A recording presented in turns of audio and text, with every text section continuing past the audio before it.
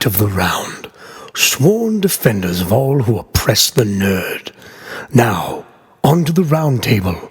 Listen to what they say, for their words will guide you.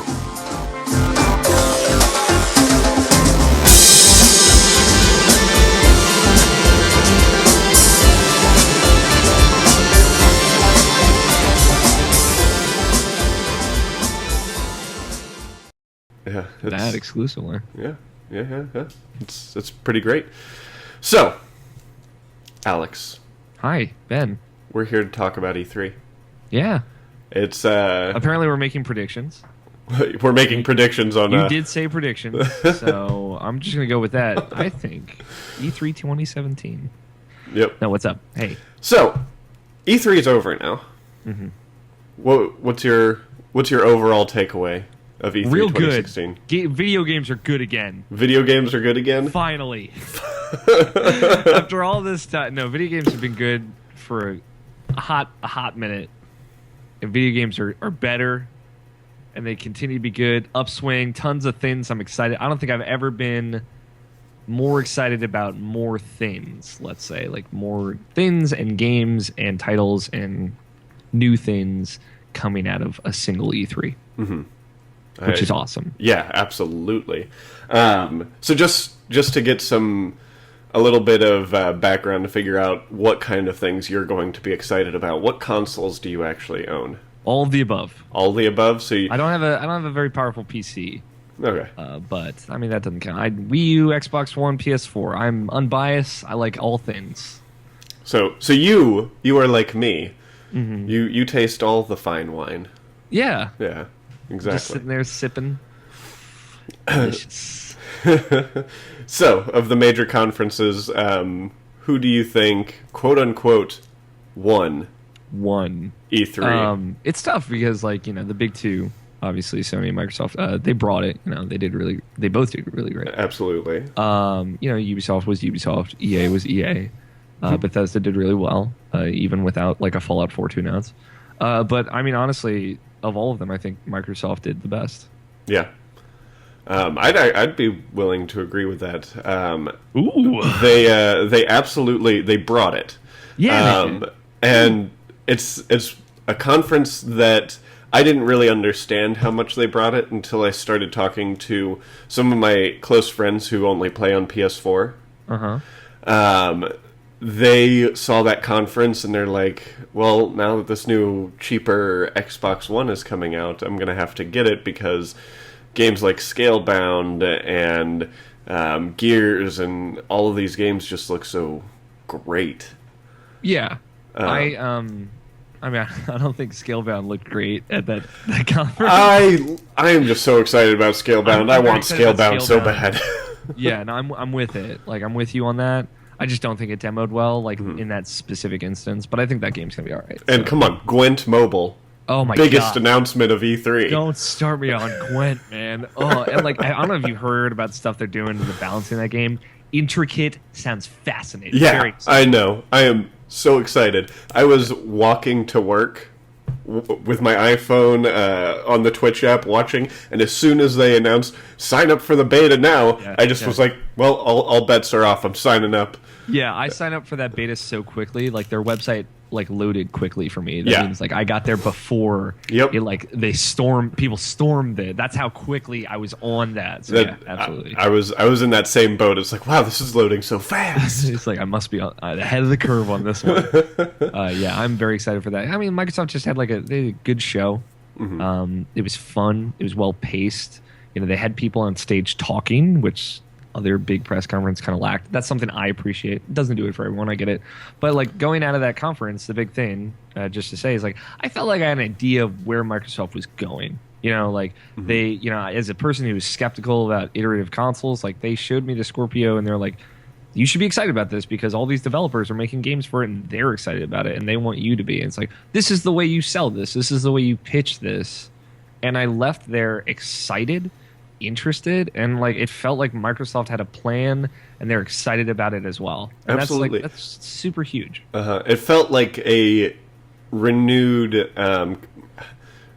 interest and renewed backing to the Xbox as a console, because it did feel like with the Xbox One that Microsoft kind of changed their direction and we're like, the console's not where we're going to be, and with this Xbox Play Anywhere system that they're bringing about, I feel like it's going to change a lot of things. Even my friends who still have no interest in getting an Xbox are excited that they're going to be able to play ReCore, the next Halo Wars, and things like that on their PC. Yeah. And they can play like stuff like Gears with people on Xbox One, which is so fantastic. That's awesome, right?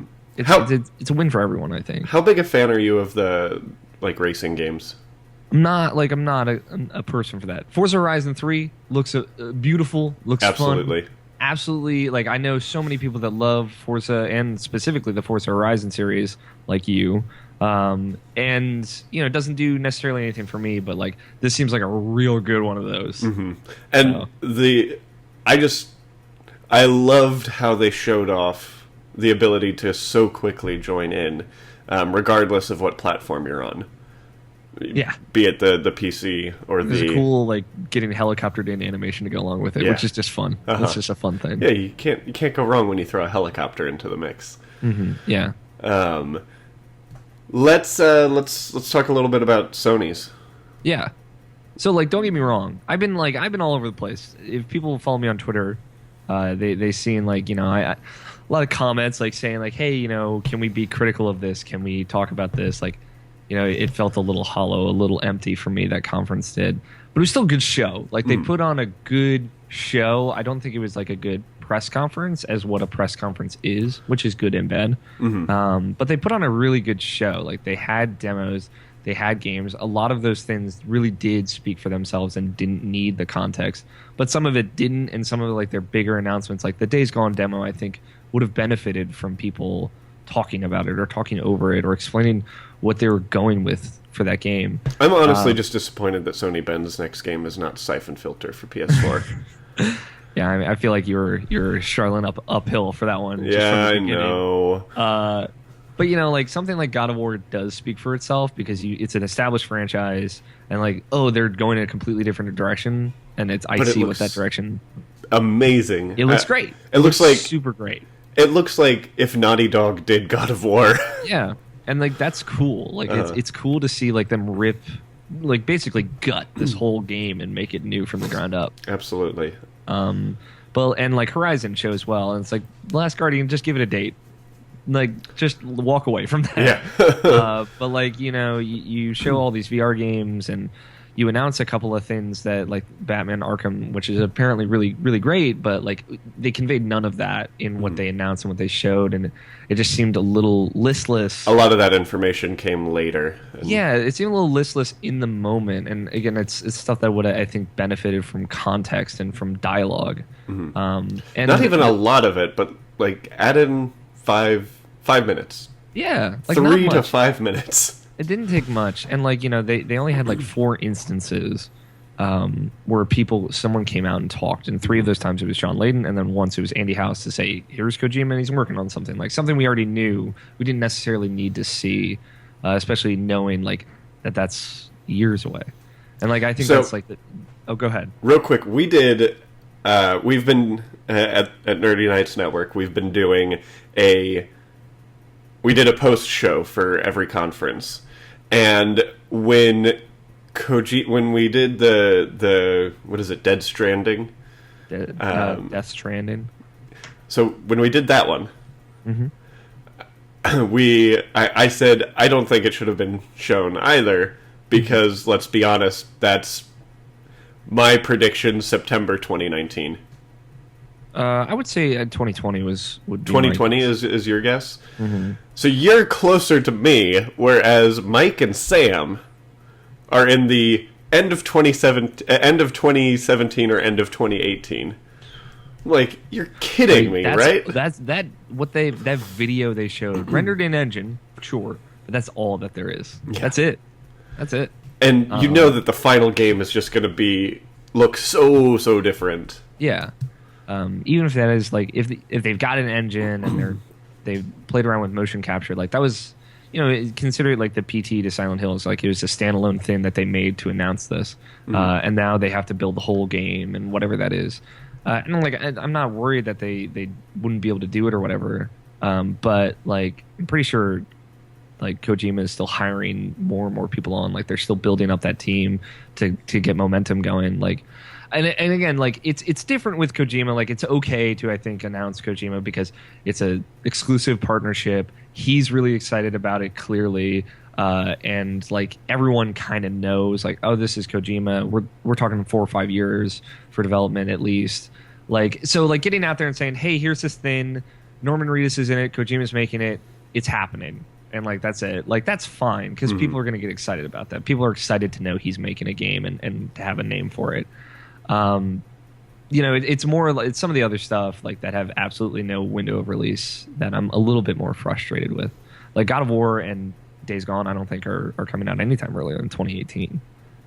Really, I think those are both 2017 games. I don't think they. I feel like if they were both 2017 games, they would have said 2017. I mean, they were playing them though, Yeah, but like I saw, interviews about how there might be RPG mechanics that might manifest themselves if that ends up in development for God of War. I'm like, if they're still wrestling about the idea of if there will be RPG mechanics in this or not, like that's concerning. And like even in the PlayStation blog posts for both those games, they didn't even hint at a release date. So fair enough. Like that's like the most frustrating thing about Sony is like, hey, we're just going to show games and we're not going to show any dates. Even like Horizon had a demo in that press conference and that has a date and they didn't even show it, which just doesn't make sense. And like a lot of these feel like things that are really far off. Gotcha. Oh.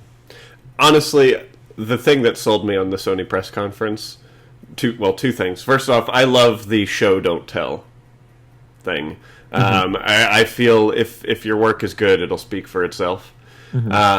And then that live orchestra. Oh yeah, playing throughout the whole cheating, conference. Basically, it's like so good. As soon as I saw that, anyone who followed me on Twitter, every other tweet of mine was, "God, that live orchestra." Yeah, and like I knew some people that were in the room, and they were like, "Yeah, it was surreal to experience that." And I'm like, "Yeah, I bet." Like that's a reason I want to go to a press conference. So that's cool. I mean, I used to be a theater major, so it's like I've seen both the live orchestra versus just the pre-recorded stuff, and it sets a whole different tone when you have that live orchestra. And I feel like that you're right. Sony cheated because they got me on that. They're like, oh. It definitely appeals to someone like me as well. Like I really love that style. Like it really played it. Like the Days Gone demo benefited a lot from like that live music and it like changing with it. It was cool. It was cool to see that in motion. So, how about that Crash Bandicoot walk on? Like who cares, man? I like the Crash Bandicoot. Crash Bandicoot 1 is a bad game, straight up. 2 is okay. 3 is a great game. They're being remastered. Cool. People are excited. But like this is like to air another grievance. And I know I sound really down on Sony. I had a lot of fun with it, and I really like it. But like as soon as Sony announces like, oh, we're making your dreams come true, right? Everybody just like is so quick to defend them because they did something that they really like, and like they're so averse to criticism, and that's really frustrating for someone like me, right? Crash is cool. I'm glad people are excited about it. It's like remasters, and we'll see where it goes from there. Maybe there'll be a new one in the future. Yeah. It won't be the same because it won't be Naughty Dog, but exactly. It's just like you can't forgive them for any kind of frustrations that they cause because they announced this thing you've been waiting forever for. And again, they announced it, didn't give a date. After the fact, they said 2017 for that remaster, but that's not happening in 2017. I don't think so. At least. Really? Okay. Yeah. But Crash is in Skylanders, so let's talk about it. Hey, that Crash toy though. Yeah, so people are gonna buy that. I'll tell you what. They're gonna buy that, and not Skylanders. They're just gonna be like, oh, I want to Crash amiibo. Yeah, essentially. Pretty much. Speaking of amiibos, how much of the Nintendo Treehouse Live stuff did you watch? So I caught the beginning of it and the initial Zelda demo, and I'd be remiss to not even mention Zelda, which was one of the most impressive things I saw. You mean Zelda Scrolls? Zelda Scrolls, yeah. The Zelda tour. I don't know how you spell the Witcher into Zelda. Zelda tour. The Zelda Wild Hunt. Yeah, man, it's so crazy. Because like the first thing you hear in the trailer and the demo is like a spoken voice. Yeah, the first time ever in his I know. And it's like, wake up, Link. Whoa. Like even just like that little bit of like, oh no, they listened. Like, hey, listened. Yeah, they listened for sure. And like it's just like that is a surreal demo to watch. Because it's, and I saw plenty of people criticizing, saying like, well, RPGs have been doing this for years. Like, why is everyone all of a sudden excited about a Zelda game that's open world and has loot and has weapons? Like, yeah, I mean, that's a totally valid point. But Nintendo always innovates when they look at what other people are doing and add on to it. Like, they did it with 3D video games, right? Yeah. They made Mario 64, right? And then they saw what other people were doing, and then they made Ocarina of Time. And that like changed so much. Yeah. So like, when they're looking at open world games and saying we want to make a real open world game with those kinds of systems and in a world that functions and lives and breathes independently of the player, and you can interact with it in clever, cool ways. And we want to incorporate survival game mechanics like durability and armor and different clothing types and stuff. Like when they look at that stuff, the way they approach it is with a how can we make this better for the player, more interesting for the player. Like their lens is so creative and so brilliant. So like knowing that, even going into something that looks like another open world RPG, I'm excited. I'm giddy, honestly, because Breath of the Wild, man, what a name! That is a fucking great name. Yeah, it's so good. It's so good. A great name. Yeah. And it's just everything about that game is and it just looks beautiful. Yeah, I mean. From the ground up, it's there's a jump button. So there's a jump button. You can just climb shit. Also, you can just jump on a wall and just start climbing. Like it's just there's so many cool things that they're doing with that. Interested in any of the Pokemon stuff? Yeah, I mean, like it's cool. They're adding 4-player battle royales to Pokemon Sun and Moon. That's dope. I'm gonna play Pokemon Sun and Moon, so I'm excited about the game. I really loved X and Y. I kind of skip all the remakes at this point, so I don't same here. Out. But I'm always looking forward to the new one, and that's right around the corner too. So it's I exciting. Guess the question on everyone's mind. There are two questions when it comes to Pokemon. Sure. Which one's going to be your starter? Okay. And are you getting Sun or Moon? I'm going Sun. Okay. I'm going to go Litten. Litten? I'm a fan of the cats. Yeah. But listen, I ain't got nothing against Poplio. The haters on the internet. Fuck the haters on the internet. He just broke something. God, I hate them. Poplio is an adorable dog seal animal. Sea lion. I love him. So, ideally, I'll get all three at some point. But. See, for me, it's going to be Poplio. Okay. And Moon. Okay. So, you and I are going to have to trade those Nintendo friend codes so we can get all of the Pokemon in the world. Absolutely. That's just another game that is impressive that they are still making those games interesting. How about Pokemon Go? Did you see anything about that? I didn't see anything about that. I'd seen stuff not at E3 before, like about that. It looks very interesting. It's another thing that you can play on your phone, so I don't know how into it I'd get, but it seems cool. Okay. It's weird that there's like a $25 or $35 like special edition that you can buy. Yeah. Game. Do you have any points you want to hit on for Bethesda, EA, or Ubisoft? Sure. A lot of people are down about EA. I get it. Yeah. It's EA has always had a rough time of putting on a show for people to enjoy. They for the past 3 years, like since they realized that they didn't really have a lot to announce, or they're only working on like a handful of things at a time, right? It's hard to make a full press conference out of it. But like EA brought a lot of diversity to their show. I've been trying to say this as much as I can, right? Like when they show Mass Effect, it had a female protagonist instead of like the male that we're used to. You can create your own protagonist. They announced afterwards, like it can be male or female, but they're showing the female version. I feel like they showed the female version for 3. For Mass Effect 3, they kind of like in certain commercials they did. But it seems like they're positioning Andromeda as like from the get go as like, you know, the female is going to be our lead that we show people, even if you can play as a male, which is cool. Even the name they're basing off of Sally Ride. Yeah. So. Yeah, it's cool. Like that's a big step, especially for EA. You know, they're making a FIFA game with a story. The story has a black protagonist, and I actually think that story mode looks kind of cool, personally. But sports games are always just not my I'm cup not of gonna tea. care about it 'cause it's a sports game. But it seems like a really cool feature that you're playing like a named character who's a person that you're kind of going through his story.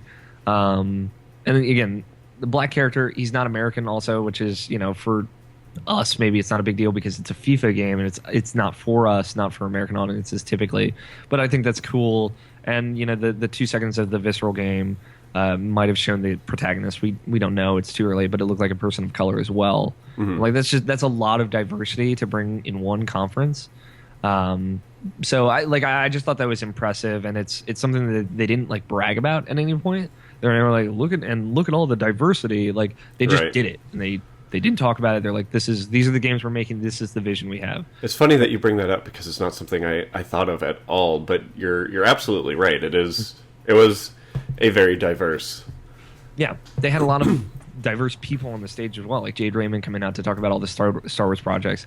So, you know, like I do want to give them props for that, and I think it's something worth talking about. Like we always, especially me, like I'm very quick to be critical of like, wow, they're like we're not talking about people of color or women at all in this thing, but I want to encourage when like I see diversity shown and attempts at it. So, you know, the good and the bad. So I thought that was good.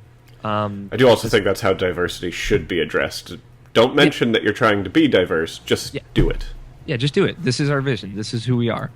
You know, and props to Microsoft for that as well. They had a lot of different people across on their stage as well, so which was cool.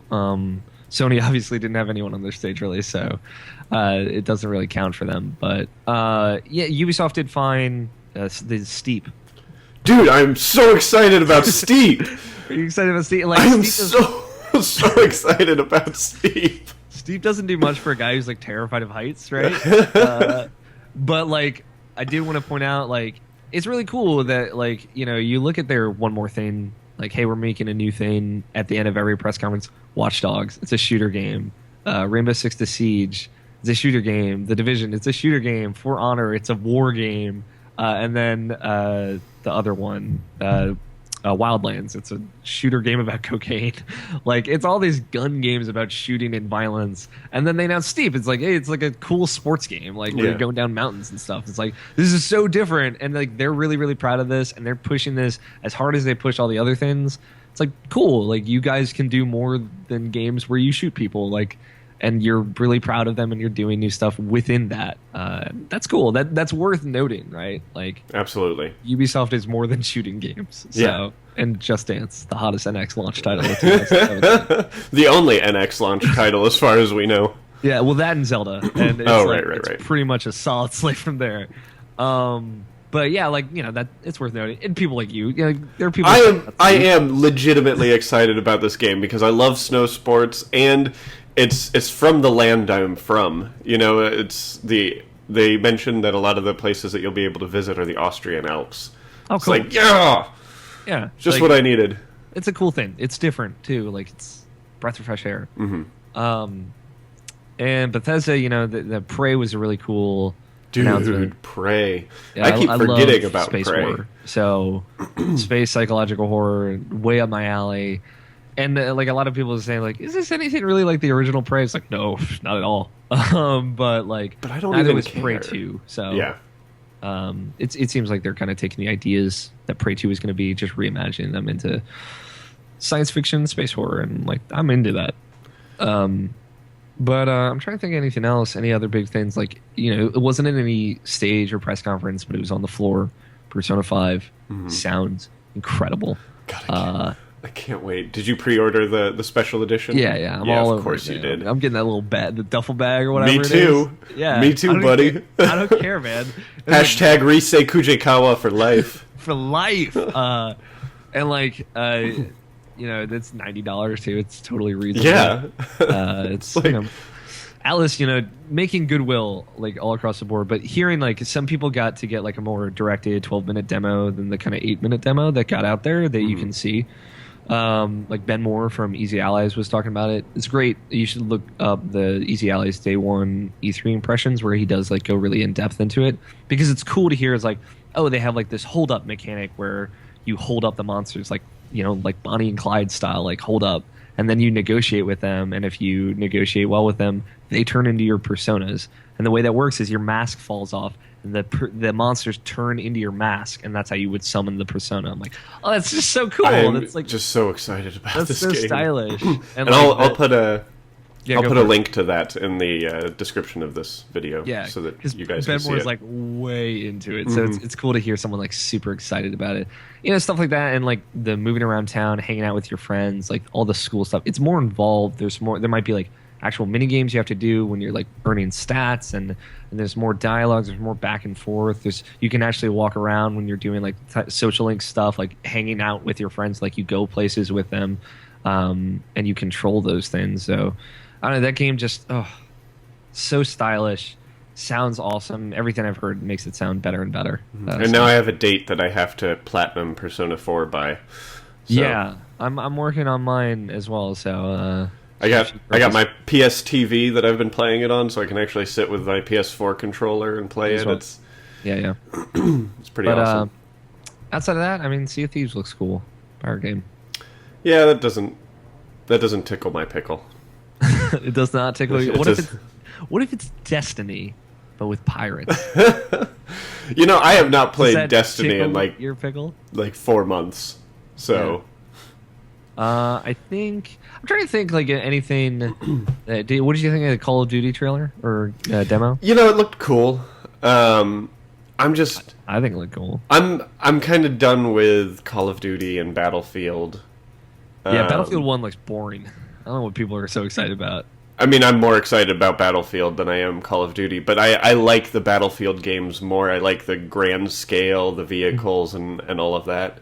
But now I don't need Battlefield anymore because there's Battlefront, and I'd much rather play in a Star Wars universe than World War I. Yeah.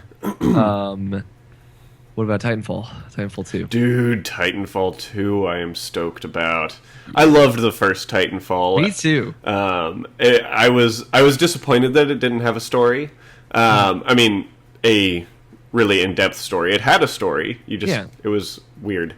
Yeah, it was very weird. But the game was fun. The mechanics were great. Pretty much everything about that game worked really well, and I had a blast playing it. Absolutely. Everything about Titanfall 2 looks so awesome. Uh-huh. Just the more in-depth detail about the AI with the mechs.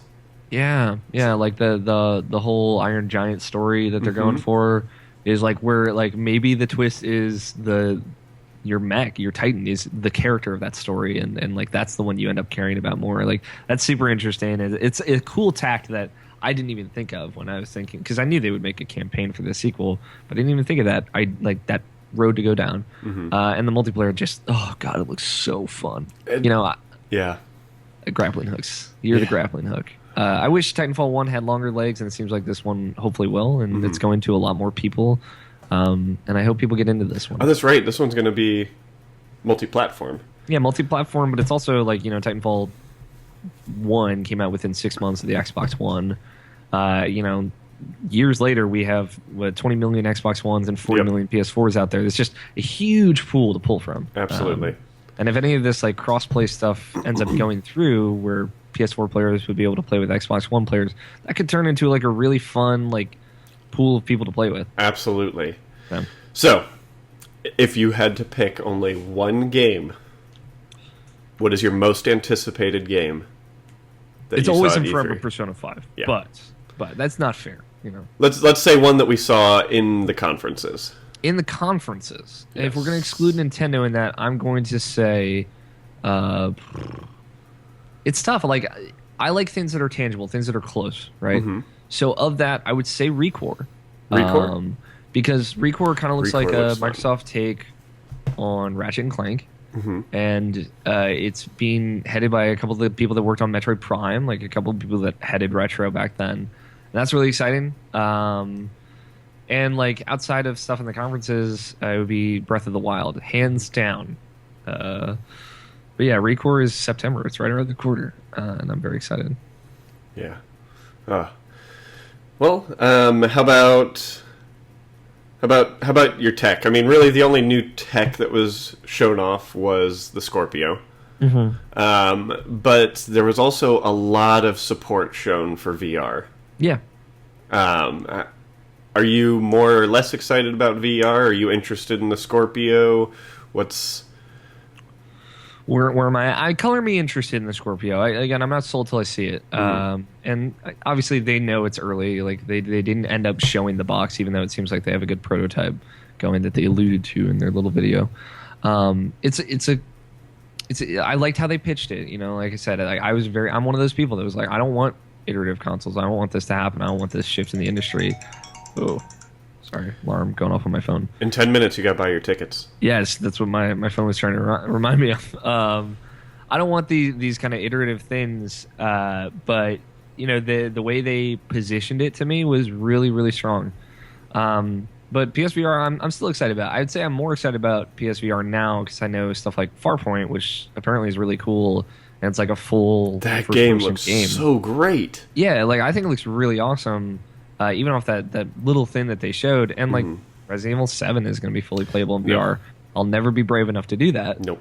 But I think that's really cool, and that's a great get. That's January, right? That's right around the corner. Mm-hmm. Another that's a tangible thing, and I'm props to Sony for announcing it. I didn't give them props for that, but yeah, that is one of few tangible things that they showed at their conference that is awesome. Right. And it came out of nowhere. So I agree. And then what was your biggest disappointment? Biggest disappointment? I mean, I think it was my biggest disappointment. It's not like I'm not bummed, like I'm not losing sleep over it. Was kind of Sony's tact to show things that I think are probably way too early. And they had other stuff that they could have talked about. Like, you know, there's something like Hellblade that is a PS4 exclusive that I think is coming out this year. They didn't even mention their press conference. They didn't show any indies at all. And I know people. Oh, wow, I didn't even think about that. Yeah, I know people are saying like, well, Sony's shown that they have a good relationship with indies. They don't have to show that every year. I totally disagree. I think that humanizes Sony's conference in a way that Microsoft had this year and they didn't this year. And I think that's really important because I think those are games that actually ship on their platform, which right now their first-party games aren't those games. Right. And, you know, just generally Sony's tact of like, we're not going to really talk about the stuff that we're showing. We're just going to show it and kind of assume that it speaks for itself, where I don't think it necessarily speaks for itself. Not everything, at least. I agree. Not everything spoke for itself, but...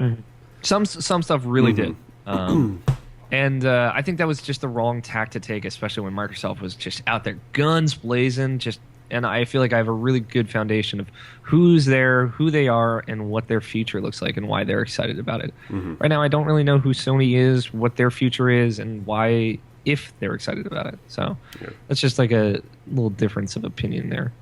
Absolutely. Well, Alex, thank you so much for joining us. Please tell my viewers where they can find you and everything that you do. Sure. You know, I'm a freelance writer. You can find me on Twitter at alfighter27. That's where you can see all my writing. I write a whole lot, more than is probably healthy. But I am also the host of Irrational Passions podcast, which is a podcast about video games. You can find it on irrationalpassions.com. Yeah, video games. I know a thing or two. That show's been going for 6 years. Also, congrats. Fun fact. Yeah. So that's a cool thing, and you know, I think we got a good rhythm down. I think it's a pretty good show, so you should check it out. Yeah, for sure. And I'll have links for all those in the blog post that goes up and in the actual YouTube video itself. Remember, guys, you can find me on Twitter. I'm at BRidiculous. That's BRIDDICKULOUS. And you can follow everything Nerdy Nights related at nerdy_nights and at our website, www.nkrn.org. Remember to hit that subscribe button if you're watching the YouTube video. Leave some comments. Subscribe, do everything that you're supposed to do when you're, wanting our content. Guys, thank you so much for joining us. It has been a Nerdy Night. Go out and defend the realm of the Nerdy Nights, and until next time, remember, it's dangerous to go alone.